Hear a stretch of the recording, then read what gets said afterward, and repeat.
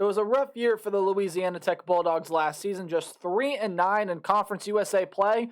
However, this is a team that added so much talent through the portal, gained some experience through that talent, has a pretty solid head coach, and now they're in a new look, Conference USA. And I think all of that is going to play into the Bulldogs' favor this season. This is a team that added a lot of talent and should be building back towards the top of Conference USA this season. Are the Louisiana Tech Bulldogs ready to compete at the highest level in Conference USA? Or is this team still going to struggle and maybe miss out on a bowl game for the second consecutive year? What's up, Tailgaters? My name is Tailgate Nate, and welcome to my channel, previewing, predicting, and analyzing all 133 FBS level college football teams. We're almost done. Just got Conference USA left to do. Hey, thank you guys so much for the support on the channel this summer. Please hit the subscribe button, ring the bell so you can hear my thoughts during the season as well. But there are more ways than that. You can help me support my channel. You're doing one right now by watching the video. And you can do more by liking, commenting, sharing, and anything else that you guys may be willing and able to do to help me support my channel. Because again, whatever you guys do,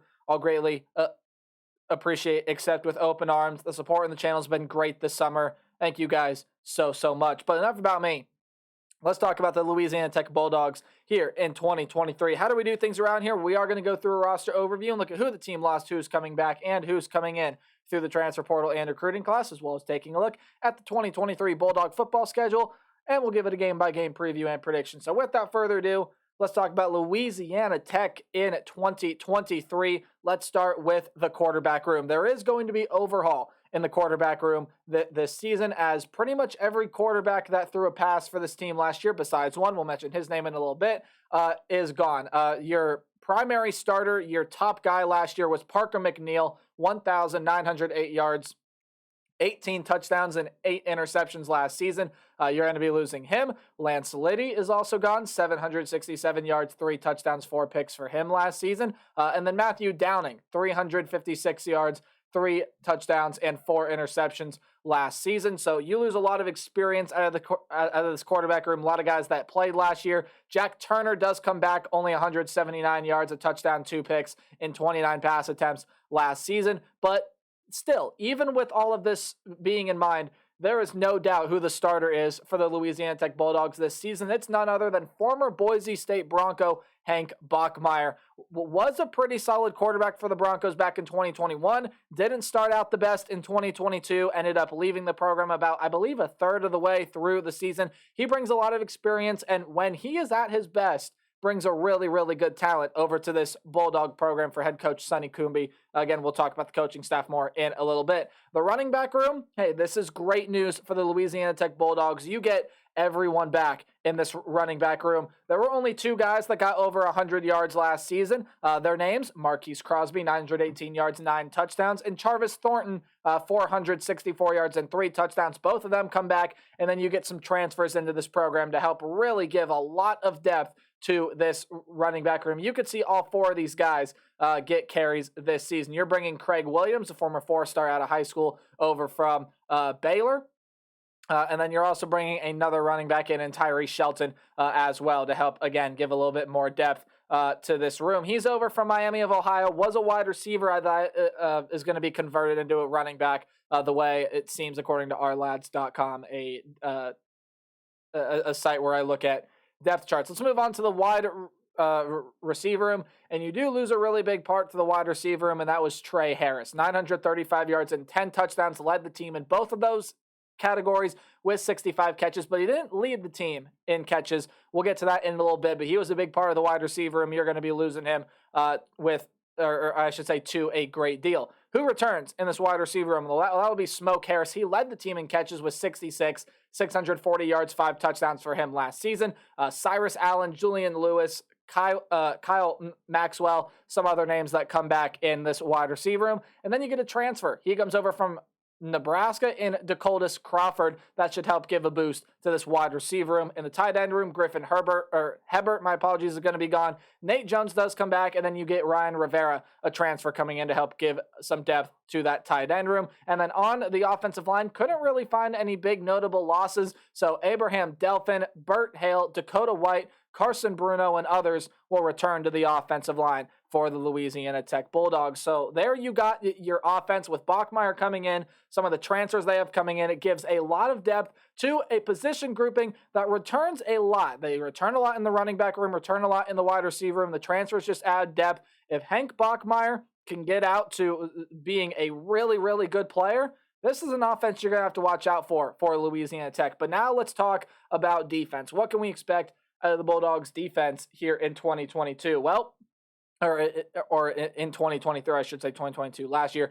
Defensive line, Kiwi Rose was a pretty big part, 24 tackles, 2 sacks. His production, in my opinion, does not signify how good of a player he is. That's going to be a big loss for this team. Rasheed Lyles and Joe Mason are some other names that will be leaving this defensive line as well. But you do get a lot of pretty key guys coming back. Deshaun Hall, Zion Nason, Jadan Burnett, and Michael Clark are all coming back, as well as a few transfers coming in. The most notable that I saw in my mind was Omar Pugh, and he'll be coming in again.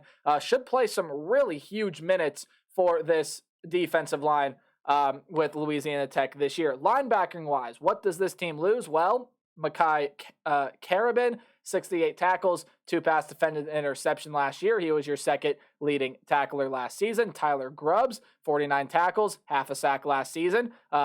Kareem Morrison has also gone, 47 tackles for him last year. And then Kershawn Fisher gone as well, 41 tackles, 2 sacks for him last season. You do really only get one notable returner in the linebacker room to me. That is Hugh Davis, but then a bunch of transfers come in here. Brevin Randall is coming in.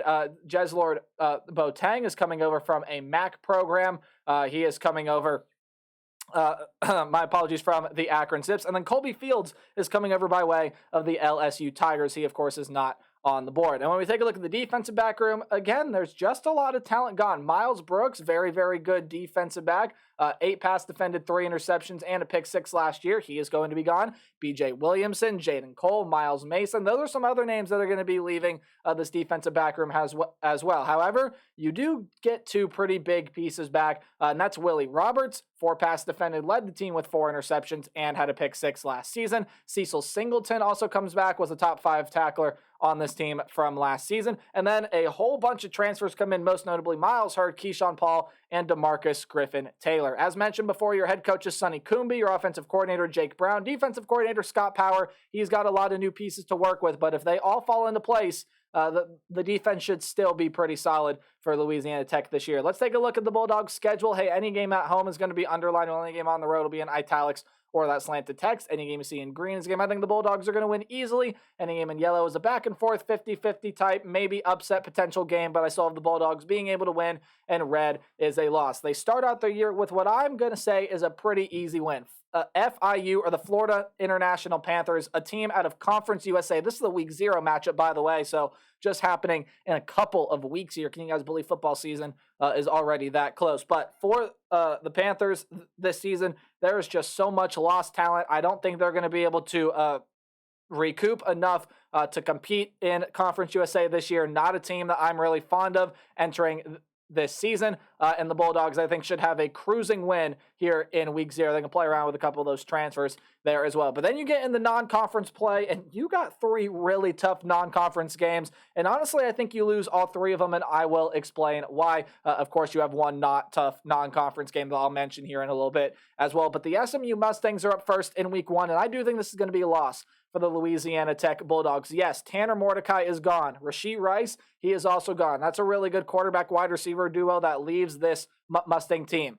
However, there are a ton of transfers coming in. They bring a lot of speed, a lot of agility to this team. Preston Stone is a really highly recruited quarterback. I believe one of, if not the highest recruit that SMU has ever pulled in. So big expectations for him. Too much speed on this SMU team, especially for a Louisiana Tech a Louisiana Tech defense that's still going to kind of be figuring out some pieces, still going to try to find and fill in some holes. So that'll be a win for the SMU Mustangs. You're going to be able to beat Northwestern State. That's a program out of the FCS ranks, should be able to win that game. And then you get a home game against North Texas. And honestly, I can't remember if I said this in my North Texas video or not, but I'm split pretty 50-50 on this matchup here. However, the thing that decides it for me is this North Texas running game. They're going to be one of the best running games that Louisiana Tech is going to see this season. They're going to be one of the best running games in the American Athletic Conference. Of course, they are formerly of Conference USA, and they now go over to join the ranks of the American Athletic Conference. But for the North Texas Mean Green this year,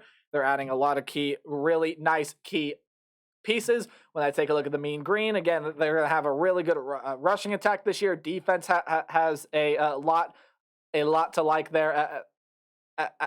A lot to like as well. And I think overall North Texas is going to be a little too physical for Louisiana Tech, so that is a loss for the Bulldogs in my book. And then going on the road to beat Nebraska, hey, Dakotas Crawford's former program, I don't think you're going to have too much luck on the road with that game there in Lincoln. That is going to be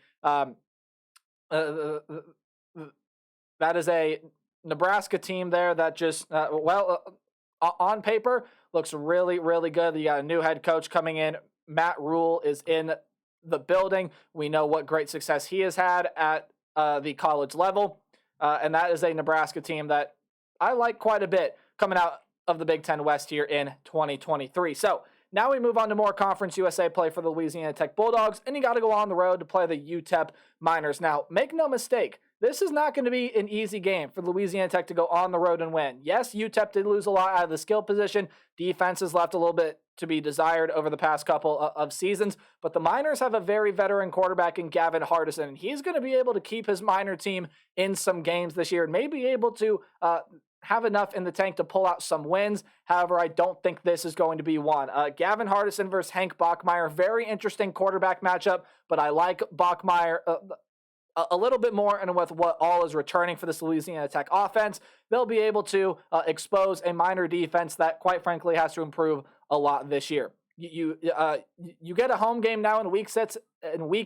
My apologies, against the Western Kentucky Hilltoppers, and it is a game that I think you lose. Western, for as much that is returning on this Louisiana Tech offense, it is not going to be enough for this Western Kentucky offense. Austin Reed is coming back. The leading wide receiver, Corley, he is coming back. That's the best quarterback wide receiver duo in Conference USA. Could be one of the most dynamic that we see across the nation this season. Western Kentucky is going to have a very dynamic offense, and while they're replacing a lot of pieces on the defensive end too, I definitely like the guys that they have back there. So Western Kentucky offensively will be too much, and they will win that game. Now you got to go on the road to play the Middle Tennessee State Blue Raiders. This is not going to be an easy game for La Tech to win either. However, I think with all that Middle Tennessee lost offensively, yes, you have some really key pieces coming back defensively. But by this point in the season for Louisiana Tech, that defense should start to get rolling, and that defense is going to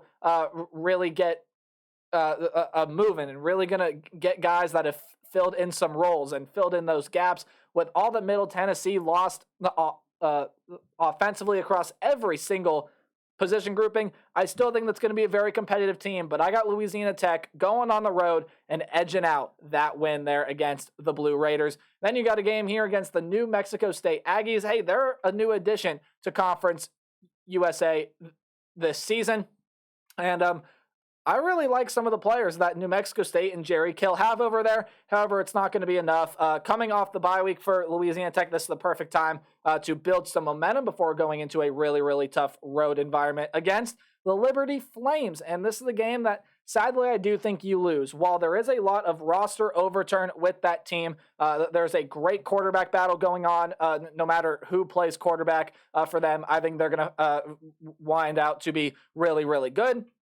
And when I overall take a look at this Liberty team, yes, it's a lot of roster overturn, but it's a lot of roster overturn that I like. So the Bulldogs, I think, are going on the road and are going to lose to a very dynamic Liberty team now coached by Jamie Chadwell. Then your last two games of the year are against the two newbies to the FBS ranks. I do think you win both of these games, but I think both teams are going to be able to make it closer than you might think. Sam Houston's got some nice pieces. They have been FCS champions before, but it's going to take some time for them to adjust to this next level of football. Same thing with Jacksonville State as well. However, I like some of the physicality that they bring there. Again, both of those two teams are going to win some games, but I do not think they are going to beat Louisiana Tech, which leads me to a record of 7-5. Now, I could see 8-4 as well. Maybe they end up getting past North Texas. Maybe they pull one out against Western Kentucky, but this should be a much improved team from years past. They got a lot of transfers in, a lot of great returning talent, and if that defense can fill in some holes and figure things out, this will be a very good team out of Conference USA. I got 7-5. Let me know your thoughts in the comment section down below. And as always, remember to play hard but tailgate harder.